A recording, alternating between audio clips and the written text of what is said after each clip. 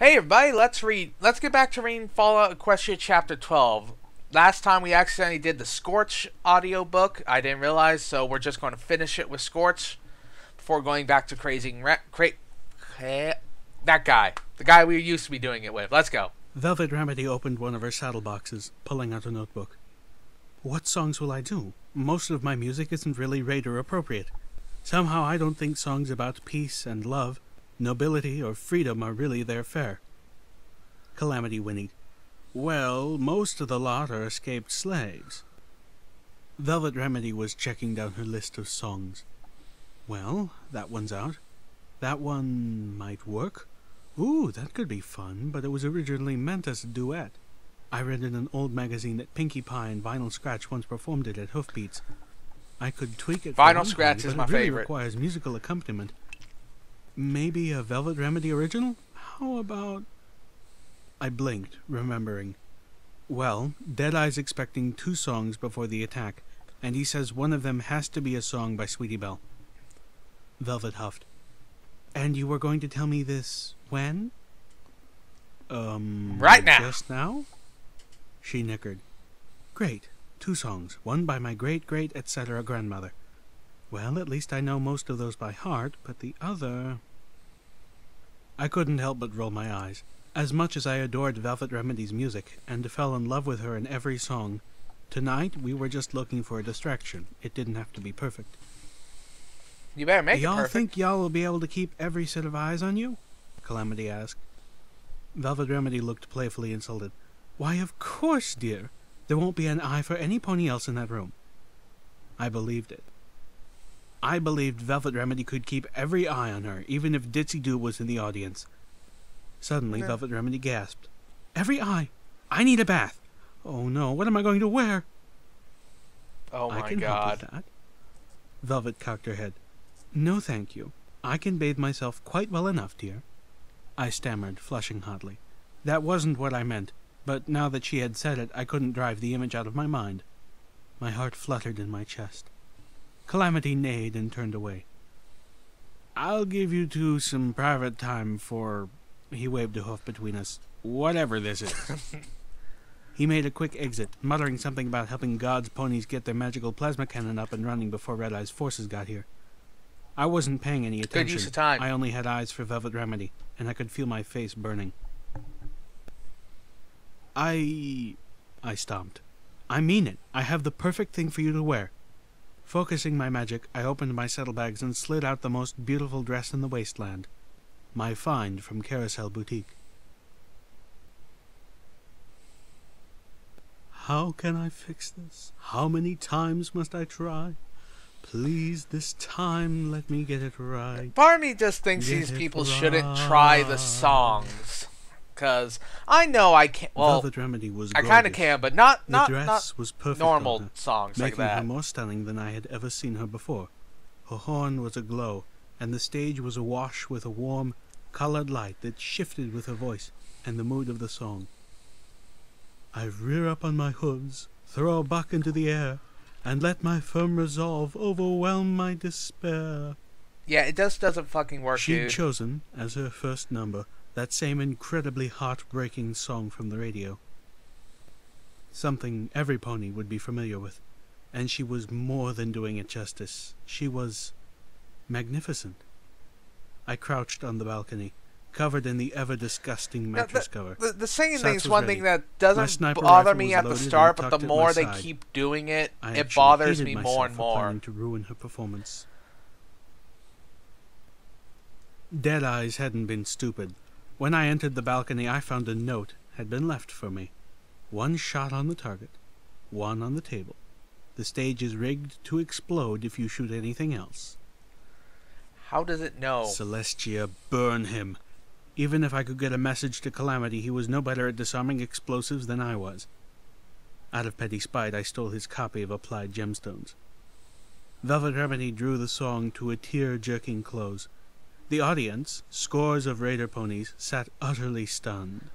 Even God's beak had dropped open. The fucking power music! There were several seconds of dense quiet, the stage going dark save for the faintest glow from Remedy's horn. Then an explosion of hoofbeats shook the mess hall, vibrating the balcony and sending bits of debris down from the roof as dozens of ponies hoof-stomped in applause. I caught Deadeye shooting a glance up to the balcony. Out of the corner of her eye, God caught it too. She dipped her beak into a tin drinking cup, her gaze never leaving him. New music began to swell from the stage, an orchestra and a single horn. Velvet Remedy began clopping a hoof on the stage, setting a rhythm. Honestly, just shoot Soon, them both. most of the ponies in the hall were matching her stomp. That's the thing Enough I of would do, this because slow I'm a stuff. fucking Who's here asshole. to party? She bellowed out, drawing a roar from the crowd. My ears were up, my eyes widened, and for a moment I completely forgot about the sniper rifle at my side. All that mattered was that I didn't recognize this music. I'd never heard this song. Gallop, don't trot, night's burning hot, don't make me wait to go. Bands playing loud, screams of the crowd, this here's what feeds my soul. If you're not smiling, you're not trying. Start a riot. Don't be quiet. Hoof to the floor, just give me more, I need my rock and roll. By Celestia's grace, she's going to set off any explosives under that stage herself. I floated up my sniper rifle, now terrified of letting her complete the song. With the light and sound now bursting from the stage, Velvet Remedy absolutely had every pony's, and Griffin's, attention. By Luna, I could probably start shooting and no pony would notice until half the room was down. Well, if the stage didn't go up in a fireball. Don't be lazy, just go crazy. Why don't you get that it's a party? Flowing into the perfection of my Pip-Buck's targeting spell, I locked onto a sequence of 3 targets. Blam! Blam! First shot tore through the tin cup, splashing God with her drink, and dug into the table. Before any pony could react, the second ripped the top half of Deadeye's head clean off, splattering several of the ponies in front of him. Keep the sniper My rifle, third get the target fuck was out. Velvet Remedy, who glowed with a light not of her own making, as I telekinetically shoved her back through the heavy curtains and off the stage. True to Deadeye's word, the entire front of the stage detonated in a roar of fire and splinters not a breath later. Waves of ponies in the front row fell. I saw God stagger, bleeding from wooden shrapnel. I activated the stealth buck and galloped silently towards the stairs. From below, I could hear some pony yelling, "It's the slavers! They're attacking early!" Completely fair assumption, I thought as I hit the stairs. I was halfway down when an explosion from somewhere outside let me know the panicking pony hadn't been completely wrong. As I raced for the terminal, my mind boggled at the coincidence. But no, I realized as I got to the desk and activated the terminal's single function. It wasn't coincidence at all. Red-Eye's slavers weren't going to trust Deadeye's. Just as Deadeye's planned to betray them, they must have always intended to attack early. Jesus and right fuck. now, every single pony was in here. In accordance with the plan, even God was in attendance, as were her loyalists. We'd pulled all the ponies into one place and left the outskirts and guard posts undefended. Of course they would attack now. What the The stealth fuck? buck was just wearing off as I dashed into the room behind the curtains. I found Velvet Remedy pulling herself out of a pile of skeletons. Her perfect dress had bones hanging from it. Panting, I apologized, explaining the note. She waved it off. "Oh, that's quite all right. I'd much rather be buried in skeletons than actually join them." With a smile that melted my heart, "Thank you, little Pip." Then, as an afterthought, Well, at least she's not "Couldn't bitchy. you let me finish the song, though?" Sheepishly, "I was afraid you'd set off the explosives yourself." I looked back towards the curtains. From the flickering light around their edges, the front side of the curtains was on fire. They were thick enough that the flames hadn't chewed their way through yet. I looked up. Black smoke was beginning to coat the ceiling. On the other side of the curtains, I heard gunfire and magical energy blasts being exchanged. I looked around for Calamity. The rust-colored Pegasus galloped in a moment later, his black cow-pony hat nearly falling off. A key dangled from a chain between his teeth. Velvet Remedy rolled her eyes with a laugh. "You actually stopped to get the key?" Calamity turned his head, hooking the chain to one of the guns on his battle saddle. "Hells yeah!" Eh, He grinned to Velvet. you should always get the "Depending key. on who wins out there, I'm already making plans to swoop back in and loot their bodies." My man! Velvet Remedy turned up her nose. Even I rolled my eyes. Then I turned and trotted for the gate. Calamity, Come I on. love you. Calamity bit the tip of my tail, stopping me. "Whoa there, Dumpling." He nodded his head towards the gate. I turned to look. On the other side of the gate, Between us and the now open metal door were 4 turrets pointing right at me. That's not good. I groaned. Turning back on the power, turned on the turrets too. How could I have been so stupid as to not realize that would happen? I could have disabled them before, and it was safe. Yeah. We take out all 4 at once? Calamity asked. Get them grenades ready. Hold on, let me think. Why are we still going down there anyway? Velvet asked, clearly assuming the rest of the plan was a bust. I was tempted to agree. Now, more than anything. I'm kind of hoping there's a back way out. Get your I quest lifted my reward. pip-buck and looked at it. Okay, we're in luck. I've got 1 more stealth buck. I can use it to get up to the turrets and reprogram them, just like the ones back at that Pegasus convoy. That way, they'll let us through and keep any pony who gets the idea to follow us out. We had a plan. I pulled the dead stealth buck out of my pip-buck and slotted in my last one. Then I got to work. Don't those things make you insane? We found ourselves creeping through caves converted to storage, piled with I just realized that. Don't the name Shattered Hoof Re-Education enough stealth bucks Stockyard. used kind of make you loopy. A few were marked with a circle, proclaiming them Celestia tier priority, and branded either with the initials MAS or MWT.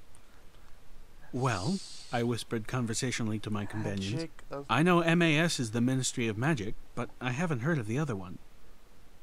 Calamity stopped, an expression of confusion clouding his face. How does Ministry of Arcane Sciences? Velvet Remedy explained casually before he hurt something. A voice, low and deep, rumbled through the caves, bringing us all to a halt. So, you're the little ponies who have come to my town and made such a mess of things. You've killed my lieutenant and now you've come for me. Mr. Topaz? Calamity asked, echoing my own thoughts. Either he was using an impressively well-hidden speaker system, or he was using magic to augment his voice. I suspected the latter, and that probably meant a unicorn, or a worse idea struck me. One of those pseudo-goddess things. Oh god, no, not a super mutant! And here I was, all out of boxcars. We're still in the Fallout 1 section. Those things are tough. I quickly passed out tough. the magical ammo, giving a prayer to Celestia and another to Luna. If Mr. Topaz was one of those monsters, we'd need all the divine assistance we could get. Calamity quickly changed the load on his battle saddle. Velvet Remedy, however, looked unimpressed. Her horn began to glow, and when she opened her mouth, her voice cried out from every rock and timber in the mines. Not impressed. Her knicker ran off the walls. Velvet Remedy turned down the awesome until her voice was only a little more Turn off the awesome? Now why don't you be polite? Stop playing games and come out to say hello. I floated up Little Macintosh and prepared for the appearance of what I had now convinced myself was one of those pseudo-goddesses. As the orange-scaled dragon loomed around the corner, licking his teeth, I realized I was so very wrong. Fucking dragon. Well, Calamity shouted as his wings propelled him down the caverns faster than Velvet Remedy or I could gallop. At least he's not a full-grown dragon. I poured on the speed, somehow managing to keep up with Velvet Remedy. Calamity was right, for what good that did us. Yeah. Mr. Topaz was slightly smaller than a train car, not counting his sharply spiked tail. He could swallow me in one bite, but for Calamity he might require 2. I didn't see how that benefited him much. Using magic, I ripped another support beam out of the wall as we raced past. I could hear rocks crashing down as the ceiling caved in. I wasn't stopping him, but at least I was slowing him down well enough to stay ahead of those teeth. We could have tried diplomacy, Velvet cried out. You made it sound like you were trying to kill him. Calamity hadn't shot him first. My breath was becoming labored, and stitches of fire were growing through my lungs. I could hear Mr. Topaz tearing through the newest collapse. Left ahead, I gasped. I was unable to stop and check my Pip-Buck's automap, but my eyes forward sparkle compass indicated we were circling around. At least we know the new ammo works. Calamity spun in place, firing off twin shots at the dragon, then took a hard left, disappearing around the corner. Use your pip. Use sats. Go for the eyes. Behind. The hall we had just left turned into an inferno, the walls shaking from the dragon's roar. The ammo was working. The shots punched right through the dragon's armored hide, but he was so big that they mostly just seemed to make him mad. All it takes is one good Velvet shot. Laughed as we ran past a large metal door. Well, there's your vault. Any pony want to stop and open it? Smart-ass rhetorical question. Calamity stopped at the next junction, hovering in nicely controlled panic. Little Pip, which way? Should be right this time. At least, I really hoped so. If not, I was sending us into a dead end, with extra stress on dead. Calamity disappeared down the right passage. Luna and Celestia were with us. The choice had been right, and the passageway led us back into the first tunnel. Recognizing it, Calamity had already flown back into Shattered Hoof, where the battle between the raiders and slavers was fully engaged. Velvet Remedy was next out, but as I raced for the door, Mr. Topaz finally caught up. Oh boy. He opened his huge maw, teeth glistening. A drop of saliva fell onto my neck. Grenade him! The turrets opened fire as I raced through them. The dragon screamed. Or that works too. The sound rocked the mess hall, and brought a temporary halt to the fighting as every pony turned to stare at the now quite wounded and extremely pissed off dragon as Mr. Topaz blasted all 4 turrets with fire. Internal components melted with a static hiss, and they stopped. I felt the fire wash over me, my coat blackening, my skin blistering under the heat. Ooh! One of my saddlebags caught fire. Oh, that's not good. My heart was pounding like it was going to explode. My sides burned from exertion. I tried to yell out to the others, but I couldn't get the breath. I wasn't going to make it outside before I collapsed. I veered away from the others as the fire began spreading from the saddlebag to the harness that held my sniper rifle. I was running for a hallway too narrow for the dragon. Behind me, the mess hall was washed in flames. Mr. Topaz was burning to death slaver and raider ponies alike. And then the dragon was gone. I Wait, collapsed gone? against the wall of a washroom 2 Where'd he corridors go? away from the mess hall, panting hard. Water What? filled the sink next to me, soaking my saddlebag and pouring onto the floor next to me. It felt cool against my burn-tortured skin. I flopped over and wallowed in the forming puddle, wishing I could dip every part of me that hurt Little into Pip it. ain't coming out of this without was at least a few crying. scars. I tried not to think of how much it hurt, to focus elsewhere. It wasn't easy. The dragon, I assumed, had headed back into the mines. He could probably fly around the mess hall all he wanted, but the rest of the halls were too narrow for him. He was probably born down there, or... Velvet Remedy collapsed next to me, breathing heavily. It was nothing short of miraculous that neither of us were more gravely injured, much less dead. I tried to get up, but now that I'd stopped, my legs were refusing to work again. "Where's the dragon?" I panted, searching for confirmation of my theory. Velvet Remedy just shook her head. She didn't know. "Where's Calamity?" "I don't know. Lost track." Damn it. Jesus. Calamity This is wasn't just a foolish enough to shit go back show, down ain't there it? after him. Or the vault. Was he? No, of course not. He just got separated, that's all. But if the slavers and raiders were still going at each other in the yard, it wasn't safe to stand around at the rendezvous point. Would he fly back to Junction R7 and wait for us there? Or engage the ponies fighting and... Oh, blessed Luna! Little Pip? What? Velvet Remedy, as exhausted as she was, held her ears alert. I had realized that the giant hole torn in the razor wire over the yard must have been the work of the dragon, and that led me to... The cargo elevator. The dragon's going to come up through the rock yard. I hissed in pain as I tried to move. Velvet Remedy looked at me with alarm. Little Pip, here, let me... She weakly opened one of the yellow medical boxes she used as saddlebags and pulled out the very last of our healing bandages, as well as a syringe. Ooh, boy. This will dull the pain, she panted. Little slowly. Pip gonna get Trust addicted me. to morphine! You'll need it.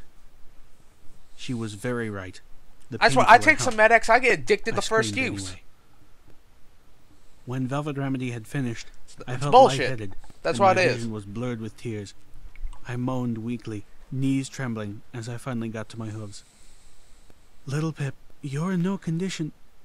But there was no conviction in Velvet Remedy's Dude, voice. she's the just protagonist. sorrow. She is good to She knew, go as until well the as I, that last we couldn't stay hit here. point.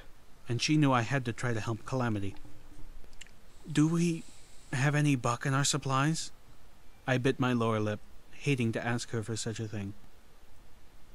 Velvet Remedy spared me her usual gasp of disapproval, simply bringing out the bottle and passing me a few of the yellowish-orange That's a pills drug, inside. right? Thanks, I whispered, floating them into my mouth. I stuck my head under the waterfall spilling out of the faucet and swallowed them without chewing. It took a few moments, long enough that I feared it wasn't going to have the effect I needed. A burst of energy flooded through me. I felt stronger, faster, less exhausted, and more awake. This was good. This would definitely do. Oh boy. I lifted my soaked saddlebag out of the sink and back onto my flanks, hissing as they rubbed against my bandaged skin. On second thought, I thought, lifting it off and letting it float beside me. Turning to Velvet Remedy, I made an effort to keep from sounding bossy. Velvet, would you please try to find Calamity? Just be careful. Don't get caught by any pony. She nodded. What are you going to try to do, Little Pep? I glanced towards the door. I'm going back down. I'm going to get to that vault. If we're lucky, there will be something inside that will give us a chance against that dragon. Little Pip, you could have been awesome. You could have been, I'm frowned. going to kill a Little dragon. Pip, But no. You don't have the key. With a smile. When have I ever needed a key to get past a lock? The mess hall was a slaughterhouse. The charred frame of the stage was still licked with flame. The air was choked with smoke. The smell of roasted ponies, some of them still on fire, tried to strangle me.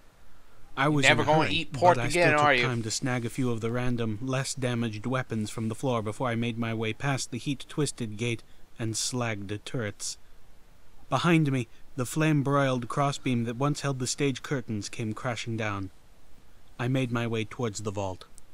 Turning a corner, I found myself face to face with a pony in leather armor wielding a magical energy lance. I couldn't tell which side she had been on, but it didn't matter. She immediately dropped into a combative stance. Wait! She thrust the glowing tip of the lance at me. I tried to dodge, my side slamming into the cave wall. A line of stinging agony swept across the side of my neck, my flesh bubbling and melting. Ah! The pony backed up, swinging the tip of the magic lance towards my head. I dropped to my belly, the lance passing over me, and flung my saddlebags into her face. The pony stumbled back. As she recovered, I kicked into Sats and aimed one of the random weapons at her.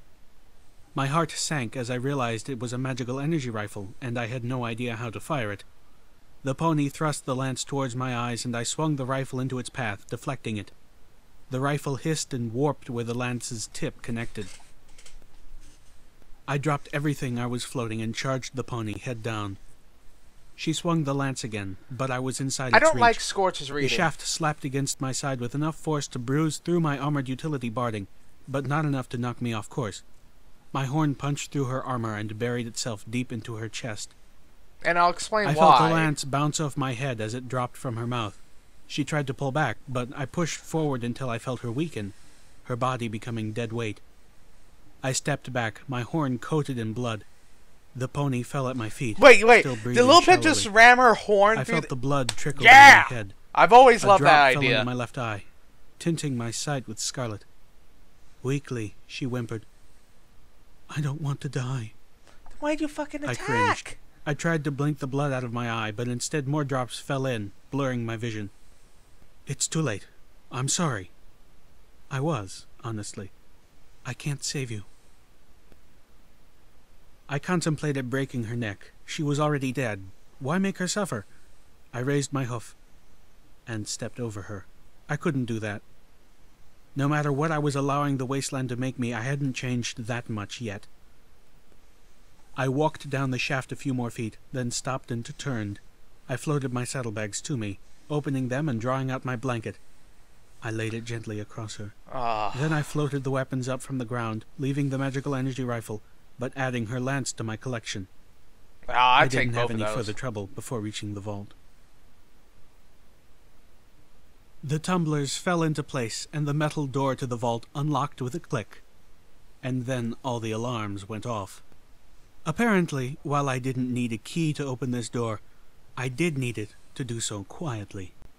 I planted my forehooves on the heavy metal door. There better be a BFG in there. Straining, pushed it open. Otherwise you fuck. Something I almost certainly couldn't have done if I wasn't hyped on Buck. I stepped into the darkness beyond and focused, increasing the light of my horn to illuminate the room. There were many things I had been expecting. This wasn't any of them.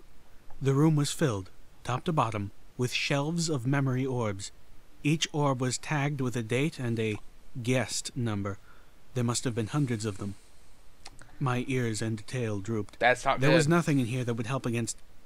Well, Aren't you insistent? I spun around. Mr. Topaz was crouched at the door of the vault, the dragon's head sticking in. He was too broad at the shoulders to fit, but he completely blocked my only exit. And one breath of fire would incinerate everything in the vault. I was on my way up to chomp a few of your friends outside, particularly that delicious-looking Pegasus, when you just had to ring the dinner bell. I was able to back just out of chomping range before my tail hit the back shelf. When he opens his mouth, throw a grenade in it. You know you want to. I looked around frantically, but you know you no want to, right? I mean, it just opens up, just toss one in. You just had to get yourself eaten first. I admire that perseverance, the dragon joked wickedly. First? Mr. Topaz was sadistic, but at least he was talkative. If I could keep him speaking, maybe I could figure a way out.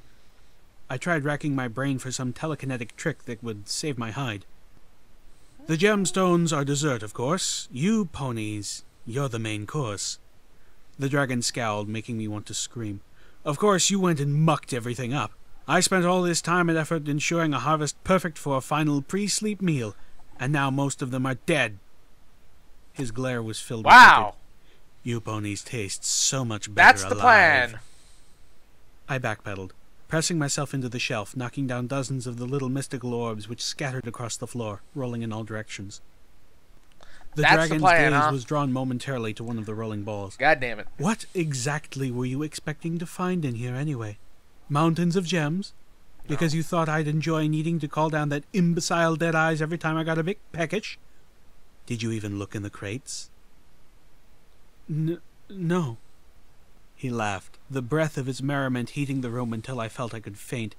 I lost all focus, my saddlebags and collected weapons clattering to the ground. He glanced why didn't you look in the amusement. crates? Or was it weapons?